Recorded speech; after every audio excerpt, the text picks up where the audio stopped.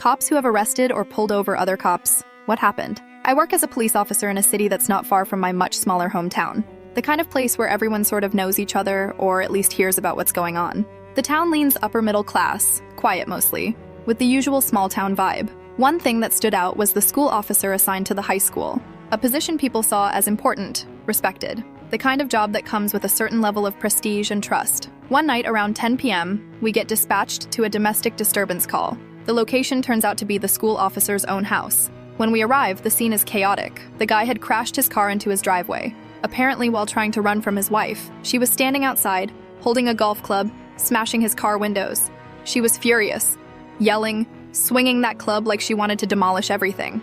Later, it came out she had found out about his mistress. What was worse was that he had battered this mistress less than half an hour before. Both of them were arrested. The wife was wild and angry, but it was the school officer who made the whole thing unforgettable. He was absolutely belligerent, drunk out of his mind, and an outright asshole from the moment I put him in my squad car. He kept yelling, trying to intimidate me, asking if I knew who he was. He was convinced that his badge and position gave him some kind of untouchable status. He kept telling me that I was ruining my career by arresting him, like it was some twisted badge of honor or a threat. The ride to the station was a nightmare.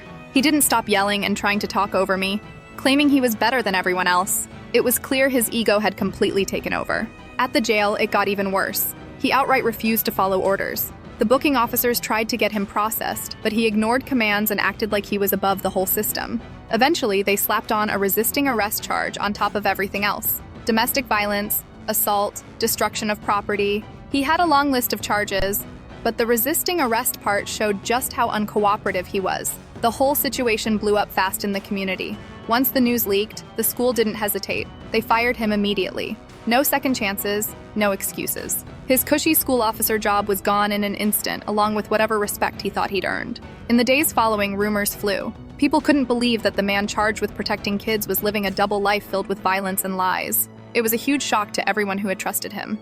I haven't heard much about him since then. Last I knew, he disappeared from public view and the local news moved on to other stories. The whole thing was a harsh lesson for the community and for me personally. It made it clear that no matter the badge, no matter the title, everyone is accountable for their actions. No one is above the law. That night, and everything after it, stayed with me for a long time. The way someone trusted with so much could fall so far so fast, and how quickly things could unravel when the truth came.